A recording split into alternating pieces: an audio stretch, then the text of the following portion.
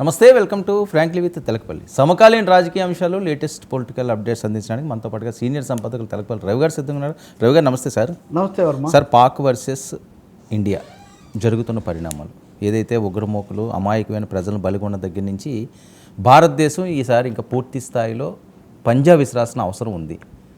దౌత్యపరమైన అంశాలు, లేకపోతే బుజ్జగించడమో, లేకపోతే వాళ్ళు తప్పు చేశారో ఇలాంటివన్నీ మీరు చెప్పండి, చేయండి. ఇది కాకుండా డైరెక్ట్ అటాక్, ముఖ్యంగా ఉగ్రమోకల్ని పూర్తిగా తొదముట్టించే దిశగా పాములు కదుపుతుంది అని. సో 10 రోజుల వ్యవధిలో ఏదో సర్జికల్ స్ట్రైక్స్ చేస్తారని ప్రపంచ దేశాలను భారత్ పాక్ని ఒంటరి చేసింది అని. ఎలా ఉండబోతున్నారు సార్ ఇదంతా? అంటే ఖచ్చితంగా ప్రధాని నరేంద్ర మోదీ నిన్న త్రివిధ దళాలు, దళాధిపతులు, తర్వాత రక్షణ సలహాదారు, భద్రతా సలహాదారు అజిత్ దోవల్, తర్వాత రక్షణ మంత్రి రాజ్నాథ్ సింగ్ వీళ్ళతో సమావేశమైన తర్వాత వాళ్ళు కీలకమైన ఇన్పుట్ ఇచ్చారు. మీరే సమయం నిర్ణయించండి, మీరే టార్గెట్ నిర్ణయించండి, మీరే పద్ధతి కూడా నిర్ణయించండి అని సర్వాధికారాలు సైన్యానికి ఇచ్చారని. దీంట్లో 2 సంకేతాలు మనకు స్పష్టంగా కనిపిస్తున్నాయి. సరే, ఆర్మీ చీఫ్ జనరల్ ద్వివేది అంతకుముందు తిరిగి వచ్చారు. అలాగే ఆయన నౌకాదళాధిపతి వాళ్ళు కూడా మిథిలి అంతకుముందు పేల్చారు పరమీద ఆయన సింగ్, వైమానిక దళాధిపతి సింగ్ కానీ, అలాగే వైస్ అడ్మిరల్ వీళ్ళు కానీ, వీళ్ళందరూ ముగ్గురు కూడా ఇందులో ఉన్నారంటే అన్ని వైపుల నుంచి కూడా అష్టదిగ్బంధనంలో అనేది నడుస్తుంది అనేది మనకు స్పష్టమవుతుంది. సైన్యాధిపతులకు పూర్తి అధికారం ఇచ్చామంటే ఇంకా ప్రభుత్వ పాత్ర తర్వాత దానికి సంబంధించిన రాజకీయ నిర్ణయమే. వర్మ, చాలా స్పష్టంగా గతాన్ని పరిశీలించిన వాళ్ళకి తెలుస్తున్నది ఏంటంటే, మోదీ ప్రకటన చేశారో లేదో పాకిస్తాన్ మంత్రి హడావుడి పడిపోతున్నాడు. 36 గంటల్లో దాడి చేస్తారు, 36 గంటల్లో దాడి చేస్తారు. ఎందుకు ఈ 36 గంటలు? మోదీ ఏం చెప్పలేదు కదా 36 గంటలని. సహజంగా భారతదేశం మేము చేయబోతున్నాం, 36 గంటలు కనువిప్పు కలిగిస్తాం ఇలా అనాలి. భారత్ నుంచి రావాల్సినటువంటి ఏమన్నా హడావుడి కానీ లేకపోతే ఏర్పాట్లు కానీ పాకిస్తాన్ నుంచి ఎందుకు వస్తున్నాయంటే, చాలా స్పష్టంగా యుద్ధాన్ని మించిన షాక్ ఏదో భారతదేశం ఇవ్వబోతుంది అని పాకిస్తాన్ భయపడుతుంది. గత 2 సార్లు కూడా, అది పుల్వామా అయినప్పుడు, బాల్కోట్ అయినప్పుడు కానీ, ఉరి అయినప్పుడు కానీ 10 రోజుల లోపల భారతదేశం సర్జికల్ స్ట్రైక్స్ చేసింది. ఇప్పుడు మనం 22-23 అనుకుంటే అప్పటి నుంచి 1 వారం అయింది. ఇంకో 3 రోజుల్లో భారతదేశం ఏదో చాలా తీవ్రమైన చర్య తీసుకుంటుందని. యుద్ధం అనే మాట, దానికి సంబంధించిన రాజకీయాలు లేదా అంతర్జాతీయమైనవి ఇవన్నీ లేకుండా ఉగ్రవాదాన్ని అంతం చేయడానికి ఏదైనా చేస్తామనే మాటలు మోదీ వాడడంలో కూడా చాలా రాజకీయ చాణక్యం ఉంది. ఒక అంతర్జాతీయ దౌత్యనీతి కూడా ఉంది. మేము ఉగ్రవాదాన్ని అణిచేస్తామని మీరు అందరూ చెప్తున్నారు కదా. ఐక్యరాజ్య సమితి నిన్న తీర్మానం చేస్తున్నప్పుడు కూడా పాకిస్తాన్ అక్కడ ఏవో అసందర్భమైన విషయాలు తెస్తే భారత ప్రతినిధి పటేల్ ఈ విషయాలు గట్టిగా చెప్పారు. మీరు చేసింది మీరు ఇవన్నీ చేసి ఇక్కడ ఇలా మాట్లాడుతున్నారు ఏంటని. ఐక్యరాజ్య సమితి, అమెరికా, చైనా, ఇంకా టర్కీ ఇలాంటి దేశాలు కూడా కొంచెం సర్ది కుదుర్చుకోండి, శాంతంగా ఉండండి అని చెప్తున్నారంటే, పాకిస్తాన్ వరుసగా చాలా దేశాలను ఆశ్రయించి ఎలాగో కాపాడండి అని అడుగుతుంది అనేది కూడా మనకు స్పష్టమవుతుంది. కానీ ఎట్టి పరిస్థితుల్లో భారతదేశం సర్జికల్ స్ట్రైక్స్ను మించిన కొత్త చర్య ఏదో తీసుకుంటుంది. అది యుద్ధానికి సర్జికల్ స్ట్రైక్ మధ్యలో ఉంటుంది అనేది చాలా స్పష్టం. అది ఇట్ విల్ బి షాకింగ్ పాకిస్తాన్ను. దీనికి వాళ్ళు 1-2 సార్లు మానసికంగా, భౌతికంగా సిద్ధమైపోయి ఆ దేశంలో కూడా చాలా నిరసనలు అది మొదలైపోయింది. రాజకీయ వర్గాలు ఎవరు కలిసి రావట్లేదు. ఆ జైల్లో నుంచి కూడా ఆయన ట్వీట్లు పంపుతున్నారు. వాళ్ళు 2 విధాలుగా ఏదో భారత్ను ఒక మాట అంటాం, దేశంలో ఉన్న సైనిక పాలకులు వీళ్ళ మీద, పాలకులు కాదు తెర వెనుక పాలకులు వాళ్ళ మీద అంటాం. కాబట్టి పరిస్థితి చాలా ఉద్రిక్తంగా, ఒక విధంగా పాకిస్తాన్ భయంతో కొంచెం వణుకుతున్నటువంటి పరిస్థితి అయితే స్పష్టంగా కనిపిస్తుంది. ఈ నిమిషంలో వాళ్ళ మంత్రి అక్కడికి చైనాకి వెళ్ళి అక్కడ చైనాతో ఒక ప్రకటన, సహజంగా 3వ దేశం ఏదైనా కానీ పరిష్కరించుకోండి, ఉద్రిక్తత లేకుండా చూడండి అని చెప్తుంది కదా. ఇప్పటివరకు చైనా భారతదేశంతో కూడా సంబంధాలు పాటిస్తుంది. కాకపోతే ట్రంప్ కూడా చెప్పాడు రాత్రి. కాబట్టి what will be the nature of the strike, భారతదేశం ఎలా దెబ్బ కొడుతుంది అనేది పాకిస్తాన్ ఊహకు అందని విధంగా ఉంది. ఖచ్చితంగా మోడీ వాడిన పదాలు కూడా ఊహించని విధంగా ఉంటుందన్నారు. ఈ ఊహించని విధంగా అనే దాన్ని తీవ్రత గురించే కావచ్చు, పద్ధతి గురించి కూడా, అది ఎక్కడి నుంచి ఎటువైపు నుంచి ఏ రూపంలో వస్తుంది అన్న దాని మీద కావాలనే ఒక ఖచ్చితమైన తీవ్రమైన సస్పెన్స్ను భారతదేశం యొక్క ఇండియన్ డిఫెన్స్ ఎస్టాబ్లిష్మెంట్ పాటిస్తూ ఉంది అనేది మనకు చాలా స్పష్టంగా కనిపిస్తుంది. మీరు అన్నట్టుగా దేశమే కాదు అసలు ప్రపంచం అంతా కూడా ఈ విషయంలో ఇటీవల కాలంలో ఇంత ఉద్రిక్తంగా ఒక 2 దేశాల మధ్య అని చూస్తుంది లేదు. ఇంకో విషయం మీరు చూస్తే తాలిబాన్ కూడా అంటే ఆఫ్ఘనిస్తాన్లో ఉన్న తాలిబాన్ ప్రభుత్వం కూడా ఇండియాతో కలిసి వస్తుంది. అవును. అంటే అంతకుముందు కాశ్మీర్లో అయినా ఇంకో చోటైనా తాలిబాను పాకిస్తాను కలిసి భారత్ వ్యతిరేక కార్యక్రమాలు చేయటం. కానీ ఇప్పుడు తాలిబాన్ ప్రభుత్వం కూడా పాకిస్తాన్ చేసింది తప్పు అని చెప్పి భారతదేశంతో కలిసి వస్తుంటే కాబూలు ఢిల్లీ కనుక కలిస్తే పాకిస్తాన్ చాలా ఇరకాటంలో పడుతుంది. వాళ్ళు ప్రాక్సీ వార్ అంటారే, వీళ్ళని పెట్టుకొని ముసుగు యుద్ధం చేస్తూ వచ్చారు. ఆ ముసుగు యుద్ధంలో భాగస్వాములు కూడా ఇప్పుడు అడ్డం తిరిగేసరికి ఎటు తోచినట్టు దిక్కుతోచని పరిస్థితిలో ఉంది. నిజంగా చెప్పాలంటే వాళ్ళు వేసుకున్న అంచనాలన్నీ తారుమారాయి. భారతదేశం ఏదో హడావుడి పడిపోయి నీ జర్క్ రియాక్షన్ అంటారు, వెంటనే ఏదో దిగి చేస్తారు, దాని మీద తమకు గగ్గోలు పెట్టవచ్చు, ఐక్యరాజ్య సమితిలో పెట్టవచ్చు అని వాళ్ళు అనుకున్నారు. కానీ యునైటెడ్ నేషన్స్లో కూడా ఎవరు ఆ విధంగా బలపరిచే పరిస్థితి ప్రత్యక్షంగా లేదు. కాబట్టి పాకిస్తాన్ ఏకాకి కావడం మాత్రమే కాదు కకావికలం కూడా అయినటువంటి ఒక పరిస్థితి ఇప్పుడు ఏర్పడింది. దీన్ని ఎలా ఇంకా ఇప్పుడు క్యాబినెట్ సబ్ కమిటీ కూడా జరుగుతుంది, ఇప్పుడు పొలిటికల్ అఫైర్స్ కమిటీ కూడా జరుగుతుంది.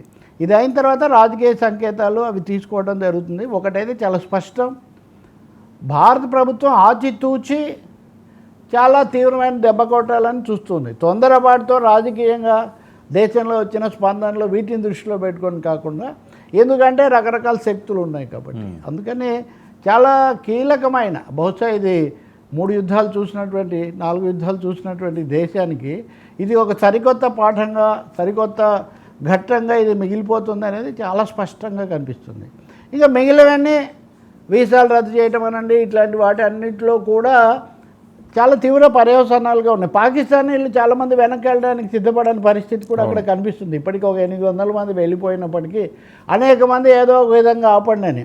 ఇక్కడ భారత ప్రభుత్వం కూడా ఏం చేసిందంటే, హిందువులుగా ఉండి గతంలోనే లాంగ్ టర్మ్ వీసాలు, దీర్ఘకాల వీసాలు కలిగిన వాళ్ళు లేదా దీర్ఘకాల వీసాల కోసం దరఖాస్తు చేసుకొని అవి పెండింగ్లో ఉన్న వాళ్లకు మేము మినహాయింపు ఇస్తున్నామని ప్రకటించింది. ఒక విధంగా చెప్పాలంటే పాకిస్తానీ హిందువులకు మినహాయింపు లభించే అవకాశం ఒకటి ఇక్కడ కనిపిస్తూ ఉంది.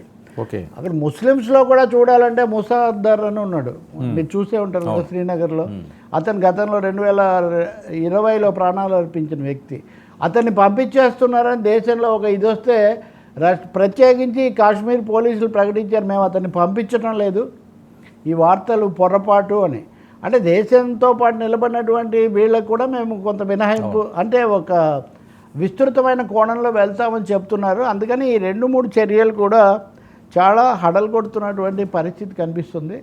ప్రపంచం నిజంగా ఊపిరి బిగబట్టి ఉత్కంఠగానే చూస్తుంది what happens in Indian sub continent అనేది. సార్, మోడీపై కాంగ్రెస్ ట్వీట్ కల్లోలం, పాక్ లైన్. అదే మోదీ అయితే ఒక ట్వీట్ వాళ్ళు పెట్టారు, అది అందులో ఏంటి గాయబ్, అసలు సమయమే గాయబ్ అంటే అసలైన సమయంలో గాయబ్ అంటే మీకు తెలుసు కదా, అదృశ్యం అయిపోయాడు అన్నట్టుగా. అది పెడితే దానికి తలకాయ లేదు ఆ బొమ్మకు. సో దాంతో వాళ్ళు చాలా తీవ్రంగా చూసారా. పాకిస్తాన్లో అంతకుముందు వాళ్ళు ఒక మాట అన్నారు అనమాట, ఏమన్నారంటే సిర్సే ఇదిగోండి గాయబ్, తల లేదు, గాయబ్ అంటే అసలైన సమయంలో కనిపించకుండా పోయాడు మోదీ. మోదీ అని వాళ్ళు అనలేదు, గాయబ్, అసలు ఈ సమయమే గాయబ్ అని ఫోటో పెట్టారు, సోషల్ మీడియాలో పోస్ట్ చేశారు. చేయడంతో చాలా దుమారం వచ్చింది, మోడీ తల లేకుండా పెట్టారని. రెండవది పాకిస్తాన్ కూడా ఇది వరకు సర్ తన్సే జోడో అన్న దాన్ని పెట్టారు. ఇది అంటే చివరకు వాళ్ళు కంగారు పడిపోయి దాన్ని తీసేశారు. నిజంగా ఇంత అనాలోచితంగా వాళ్ళేమో వెనక్కి కత్తి పట్టుకొని వెన్నుపోటు పొడుస్తారని అర్థం వచ్చేట్టు వాళ్ళు పెట్టారు. సో ఒక విధంగా ఈ సోషల్ మీడియా వార్ అనేది కూడా చాలా ఉద్రిక్తతకు దారితీసింది. కాంగ్రెస్ కొంచెం ఆలోచించి ఉండాల్సింది, ఇట్లాంటివి పెట్టేటప్పుడు దేశం కొంచెం ఉద్రిక్తంగా. ఇది కాంగ్రెస్ వాళ్ళు అధికారికంగానే పెట్టారు. పెట్టిన తర్వాత మళ్ళీ ఒక వివరణ కూడా అందరూ మీద జాగ్రత్తగా మాట్లాడండి. వాళ్ళు అంటారు మేము ఒకరిని అనడం లేదు, అక్కడ అప్రమత్తత నిఘా లోపం అనేది చెప్పడానికి పెట్టాం, మేమే మోడీ అని రాయలేదు. ఏదంటే ఏమి సాయంత్రానికి తీసేశారు కదా. సో దాన్ని తొలగించడం ద్వారా కాంగ్రెస్ తప్పు తను చేసింది సరిగ్గా అతను ఒప్పుకున్నట్టయింది. రెండో వాళ్ళని కూడా మీరు జాగ్రత్తగా మాట్లాడండి అని చెప్పడం కూడా అంటే బాధ్యతగా ఎలా మాట్లాడాలి, సంయమనం ఎలా పాటించాలి ఇలాంటి సమయాల్లో అనేది చాలా కీలకమవుతుంది. ఇప్పుడు మహారాష్ట్రలో ఒకరిద్దరు కాంగ్రెస్ నాయకులు మాట్లాడినవి కానీ కొంచెం రాజకీయాలు ఎప్పటిలాగే మాట్లాడితే దేశమంతా ఒక దాని మీద ఉన్నప్పుడు ఒక మద్దతు ప్రకటిస్తున్నారు, ప్రత్యేక పార్లమెంట్ పెట్టమంటున్నారు. అటువంటిప్పుడు ఇలాంటివి చేసి ఉండకూడదు కదా. కాబట్టి ఈ సమయంలో శిరస్సు లేని మోడీ బొమ్మ పెట్టడం అనేది చాలా అనాలోచితమైన వ్యవహారం. ఇది చాలా అభ్యంతరకరమైంది కూడా. అందుకనే వెనక్కు తగ్గారు. ఇంకా తర్వాత రాజకీయ యుద్ధం వీళ్ళ మధ్య అది సాగుతూనే ఉంది. సరే ఏంటి 36 గంటలు అని వాళ్ళకి ఎలా లీక్ అయింది సార్? అంటే వాళ్ళ అనుమానమేనా? అదే నేను చెప్పే కదా, ఇప్పుడు 10 రోజులు ఒక విధమైన క్యాల్కులేషన్. భారతదేశం సాధారణంగా 2 సార్లు సర్జికల్ స్ట్రైక్స్కు 10 రోజులు తీసుకుంది కాబట్టి ఇప్పుడు కూడా ఒక 6-7 రోజులు అయింది కాబట్టి 36 కాబట్టి 72 గంటలు. కాబట్టి అసలు ఒక విధంగా ప్రపంచాన్ని ఇదిగో వచ్చేస్తున్నారు, భారతదేశం యుద్ధం చేస్తుంది, సిద్ధమైపోతుంది, మేమంతా అంటే మీరు చెప్పినా భారతదేశం వినలేదు అంటే కయానికి వాళ్ళు కాలు దూతున్నారండి. ఇప్పుడు యునైటెడ్ నేషన్స్లో ఈ చర్చ వచ్చినప్పుడు అసలు ఆ చర్చ ఏంటి, టెర్రరిజం నెట్వర్క్ని ఎలా స్మాష్ చేయాలని ఇది వచ్చినప్పుడు భారతదేశం ఈ అంశాన్ని ప్రస్తావిస్తే పాకిస్తాన్ ఏంటి అక్కడెక్కడో బెలూచిస్తాన్లో రైలు ఇదైన దోపిడీలో ఘటనలో ప్రేరుల్లో భారతదేశం హస్తం ఉందని ఎదురుదాడి చేసింది. అప్పుడు భారతదేశం యొక్క ప్రతినిధిగా ఉన్నటువంటి ఆ పటేలు మన సభ్య దేశాల్లో ఒక దేశం బాధ్యతారహితంగా మాట్లాడుతుంది, వాళ్ళే ఉగ్రవాదాన్ని రేకెత్తిస్తూ 100 మందిని ఇక్కడ చంపేస్తూ ఇక్కడికి వచ్చి ఫిర్యాదులు చేస్తున్నారు, ప్రపంచాన్ని పక్కదోవ పట్టిస్తున్నారు, పరిస్థితిని గురించి ప్రపంచాన్ని పక్కదోవ పట్టిస్తున్నారు. మా ఇద్దరిని మీరు ఒకటే విధంగా చూడకూడదు, మాది బాధ్యత కలిగిన దేశం, అదేవిధంగా బాధ్యతారహితంగా వాళ్ళు చేస్తున్నారు ఆ దేశ నాయకత్వం. కాబట్టి ఈ విషయంలో మీరు చాలా జాగ్రత్తగా ఉండాలనేది చెప్పినప్పుడు కొంచెం భారతదేశానికి కూడా చాలా ఎక్కువ స్పందన వచ్చింది. అందరూ కూడా చెప్తున్నా కదా, తాలిబాన్లతోనే వింటున్నప్పుడు ఇంతవరకు ఒక్క దేశం కూడా భారత్కు వ్యతిరేకంగా మాట్లాడలేదు. అవును. ఇప్పుడు నిన్న అయితే కనుక యూకే, బ్రిటన్ మేము పూర్తిగా భారతదేశంతో ఉన్నాము, మా దేశంలో ఇట్లాంటివి జరిగితే ఇలా చేస్తామని కూడా వాళ్ళు ప్రకటించారు. సో అంతర్జాతీయ సమాజాన్ని కూడగట్టుకోవడం నిన్న రెండోసారి మళ్ళీ భారత విదేశాంగ మంత్రి రాయబారులను వీళ్ళందరినీ పిలిచి చేస్తున్నారు. అందుకనే ఈసారి తీసుకున్న జాగ్రత్త ఏంటంటే తొందరపాటుగా ఏదో స్పందించారని కాకుండా అందరినీ కూడగట్టి అక్కడ వాళ్ళని ఎక్స్పోజ్ చేసి బహిర్గతపరిచి ఆ తర్వాత బరిలోకి దిగాలి. అది కూడా ఒక పద్ధతిలో కాదు, అదే అంతుపట్టని విధంగా రకరకాల పద్ధతుల్లో వెళ్ళాలి. అదే ఆపరేషన్ ఆక్రమణ చేస్తారా, ఇంకోటి చేస్తారా, దళాలు కూడా ఇప్పటికే మీకు తెలుసు కదా, సరిహద్దుల్లో చాలా ఎదురు కాల్పులు ఇలాంటి ఘటనలు చాలా జరుగుతున్నాయి. అలాగే వాళ్ళను వీళ్ళకి అప్పగించడం ఇట్లాంటివి కూడా ఉన్నాయి. అందుకని అన్ని కోణాల్లో ఇది నడుస్తుంది. ఆఖరికి ఒమర్ అబ్దుల్లా కూడా కాశ్మీర్ ముఖ్యమంత్రి, వాళ్ళ శాసనసభలో సంతాప తీర్మానం అది పెట్టినప్పుడు నేను టూరిస్టులను కాపాడలేకపోయాను, దానికోసం నేను చాలా బాధపడుతున్నాను. కాశ్మీర్ తప్పకుండా ఇక్కడే ఉంటుంది, కాశ్మీర్ ఇందులో అంతర్భాగం. ఇది కాశ్మీరియత్ అంటే తెలుగుదనం అన్నట్టుగా కాశ్మీరియత్ అంటారు వాళ్ళు. కాశ్మీరియత్ మీద దాడి ఇది అన్న మాట వాళ్ళందరూ శాసనసభలో చెప్పారు. బీజేపీ ప్రతిపక్ష నాయకుడు కూడా ఒమర్ అబ్దుల్లాను ప్రభుత్వాన్ని అభినందించారు, మీరు అఖిలపక్షం జరిపి అందరిని ఒక తాటి మీద తీసుకుపోతున్నారని. అంటే ఇక్కడ 2 విధాలు, ఇటు కాశ్మీరీలను కలుపుకుపోయి కాశ్మీర్ని ఒక తాటి మీద నిలబెట్టడం, మిగిలిన ప్రపంచాన్ని అంతా కూడగట్టి పాకిస్తాన్ను ఏకాకిం చేయడం అనే ఒక ద్విముఖ వ్యూహం ఇక్కడ స్పష్టంగా కనిపిస్తుంది. సార్ బెలూచిస్తాన్ కూడా పూర్తి స్థాయిలో పాక్ మీద నిరసనలు చేస్తున్నది, అటాకులు చేస్తున్నది, వాళ్ళ ఆర్మీని మనం చంపింది, ఇప్పుడు ఒక 60-70 మంది చనిపోయారని చెప్పి ఉదయం నుంచి బ్రేకింగ్లు కూడా వస్తున్నాయి. అంటే అక్కడ ముందు నుంచి కొంత ఇన్సర్జెన్సీ తిరుగుబాటు ఉంది. రెండవది పాకిస్తాన్ ప్రభుత్వం కూడా చాలా నిరంకుశంగా, ఇప్పుడు కాదు ఎప్పటి నుంచో సరిహద్దుగా ఉంది అంటాం మనం, అప్పటి నుంచి కూడా ఆ స్థానిక ప్రజల యొక్క అభివృద్ధి వీటిని ఆకాంక్షలను వీటిని అందుకోవడం కాకుండా వాళ్ళు అణచివేసే ఒక పద్ధతి, సైనిక పద్ధతి ఇంకెక్కడ చూసినా వాళ్ళు ఒకటే కదా, వింటే మా మాట వినండి. అసలు అలా చేయబట్టే కదా ఈస్ట్ పాకిస్తాన్ తూర్పు పాకిస్తాన్ విడిపోయి బంగ్లాదేశ్ అయింది. అప్పుడు యాహ్యా ఖాన్ భుట్టో హయాంలో చేసినటువంటి నిర్బంధం వల్లనే వాళ్ళు అక్కడి నుంచి విడిపోయినటువంటి పరిస్థితి. అందుకనే ఒక పెద్ద గుణపాఠం ఏంటంటే మతం అనేది ఒక దేశాన్ని ఎప్పుడు కలిపి ఉంచలేదు, అది స్పష్టంగా కనిపిస్తుంది. ఒక మత ప్రాతిపదిక మీద ఒక దేశాన్ని ఏర్పాటు చేసిన తర్వాత బంగ్లాదేశ్ విడిపోయింది, బెలూచిస్తాన్లో అది నిరంతరంగా సాగుతూనే ఉంది, లేకపోతే తాలిబాన్ ఆఫ్ఘనిస్తాన్లో ఉన్నవాళ్ళు కూడా ఆ ప్రాతిపదికన కలవట్లేదు కదా వాళ్ళు.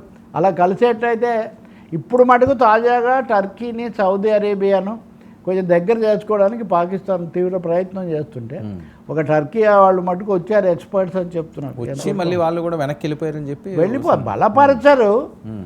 ఏదో వాళ్ళతో మధ్యవర్తులుగానో శాంతి మంత్రం చెప్పించడానికో కొంచెం వాడుకుందామని ఒక ప్రయత్నం. చైనా ఈ అంశంలో డబుల్ గేమ్ ఆడే అవకాశం ఉంటుందా?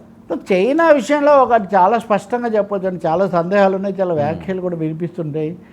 చైనా ఈ ఘటనలతో ఇదేదో కల్లోలం అయిపోవాలని వాళ్ళని కోరుకోరు, కానీ పాకిస్తాన్తో వాళ్ళు ఉంటారు, అందులో ఇంకేం సందేహం లేదు. ఇప్పుడు భారతదేశంలో ఇప్పుడు అమెరికా ఎవరితో ఉంది చెప్పండి? ఇప్పుడు సయీద్ జాఫ్రీ కాదు, ఆరిఫ్ అనే విదేశాంగ మంత్రి అమెరికా చెప్తే మేము చాలా కాలంగా ఉగ్రవాదులను పోషిస్తూ వచ్చాము అనే మాట స్కై న్యూస్కు చాలా బహిరంగంగా చెప్పాడు.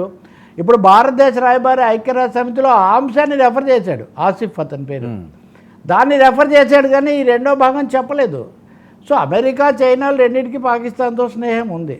ఆ స్నేహం ఎంతవరకు ఉంటుంది, ఇలాంటి దుస్సాహస కార్యక్రమాల్లో కూడా వస్తుందంటే అది రాకపోవచ్చు. కాస్త సెటిల్ చేద్దాము, దీని ఏదో శాంతి చేద్దామనే వైపు అది పని చేయొచ్చు. బట్ భారతదేశం మటుకు ఈ సమయంలో కూడా చైనాను పూర్తిగా కాన్ఫిడెన్స్లోకి తీసుకుంటుంది, అందులో సందేహం లేదు. కాకపోతే కొంతమంది రక్షణ నిపుణులు చెప్పేది ఏంటంటే ఈ ఉపగ్రహ వ్యవస్థ ఇవన్నీ ఉపయోగించడంలో శాటిలైట్ దీనికి చైనా సాంకేతిక పరిజ్ఞానం వీళ్ళు ఉపయోగించుకుంటారని. అవి ఇంతకుముందు ఇప్పుడు ఉదాహరణకు మనం సుఖోయ్ విమానాలు వాడుతుంటాం, ఎప్పుడో రష్యా మనకు సరఫరా చేసినటువంటివి. కొంతమంది అంటున్నట్టుగా చైనా పాకిస్తాన్ కలిసి వస్తాయి అనే అంచనా పొరపాటండి. That will not happen. But friends are friends అంతే. వాళ్ళు మా ఫ్రెండ్షిప్ ఉంటుందని చెప్తుంటారు వాళ్ళు, అంతవరకే.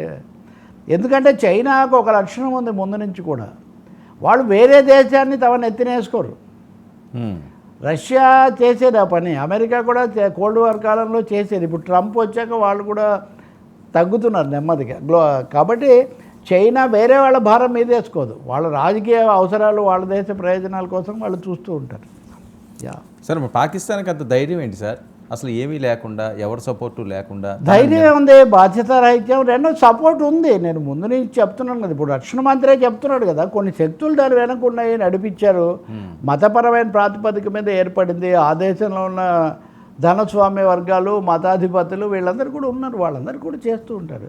ధైర్యం ఏం తెగింపు లేకపోతే పక్కదో పట్టించడానికి ధైర్యం ఉండే యుద్ధం చేసేవాళ్ళు కదా. ఇప్పుడు ధైర్యమే ఉండే దాడి చేసి ప్రాణాలు తీసి ఈ పని ఎవరు చేస్తారు చెప్పండి? దొంగ దెబ్బ ఎవరు తీస్తారు ఎప్పుడైనా? దమ్ము లేని వాళ్ళే కదా దొంగ దెబ్బ తీసేది. దమ్ము లేదు కాబట్టి, సరుకు లేదు కాబట్టి దొంగ దెబ్బ తీసి మళ్ళీ మాయమైపోవటం. అది కార్గిల్ అప్పుడే ప్రతిసారి వాళ్ళే కదా ఓడిపోయారు. పైగా దేశం కూడా కానీ ఒకటి ఉంది వర్మ, చాలామంది సైన్యంలో పనిచేసిన వాళ్ళు తెలుగు మీడియాలో కూడా మాట్లాడుతున్నారు స్పష్టంగా. సాంప్రదాయ యుద్ధం కన్వెన్షనల్ వార్ఫేర్లో వాళ్ళకున్న పట్టు వాళ్ళకు ఉంది, అలాగే జగ్రాఫికల్ అడ్వాంటేజ్ ఇట్లాంటి వాళ్ళు కొన్ని ఉన్నాయి. అందుకనే భారత ప్రభుత్వం కూడా తొందరపాటుతో మేము వెంటనే యుద్ధానికి వెళ్తాం ఇలాంటివి చెప్పడం లేదు. అంటే ఈ మాటలు చెప్తే రుచించకపోవచ్చు, కానీ నిన్న కూడా ఒక ఇంటర్వ్యూలో తెలుగులోనే చెప్తూ ఉన్నారు. మామూలుగా మాట్లాడడం వేరండి రాజకీయంగా, మనం యుద్ధానికి అంటూ వెళ్తే దాన్ని చాలా సన్నద్ధమై వెళ్లాల్సి ఉంటుంది. కన్వెన్షనల్ వార్ఫేర్, రెండోది అటామిక్ వార్ఫేర్, ఈ రెండింటిని గురించి. ఇప్పుడు ఆ ఆటం బాంబు ఉంది, వేసి అక్కడ వేస్తే ఇస్లామాబాద్ ఢిల్లీకి ఎంతో దూరం లేదు, దాని రేడియేషన్ ప్రభావం ఎంత దూరం వస్తుంది.